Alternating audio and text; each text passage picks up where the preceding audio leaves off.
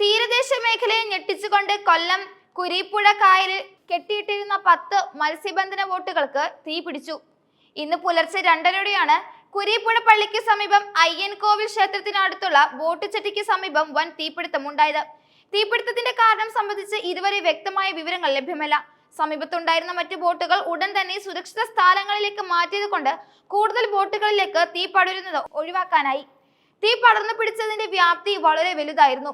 ബോട്ടുകളിൽ സൂക്ഷിച്ചിരുന്ന ഗ്യാസ് സിലിണ്ടറുകൾ തീപിടുത്തത്തെ തുടർന്ന് പൊട്ടിത്തെറിച്ചത് സ്ഥിതിഗതികൾ കൂടുതൽ വഷളാക്കി.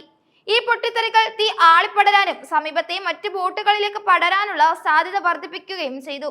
തീപിടുത്തത്തെ കുറിച്ചുള്ള വിവരം ലഭിച്ച ഉടൻ തന്നെ നിരവധി ഫയർഫോഴ്സ് യൂണിറ്റുകൾ സ്ഥലത്തേക്ക് എത്തി. കൊല്ലം, കരുനാഗപ്പള്ളി എന്നിവിടങ്ങളിൽ നിന്നുള്ള യൂണിറ്റുകളാണ് തീ അണയ്ക്കുന്നതിനുള്ള ശ്രമങ്ങൾ ആരംഭിച്ചത്. കായലിൽ കെട്ടിയിരുന്ന ബോട്ടുകൾ ആയതുകൊണ്ട് തീ അണയ്ക്കുന്ന പ്രവൃത്തി വളരെ ശ്രമകരമായിരുന്നു. മണിക്കൂറുകൾ നീണ്ട പരിശ്രമത്തിനൊടുവിലായിരുന്നു തീ നിയന്ത്രണ വിധേയമാക്കാനും സാധിച്ചത്.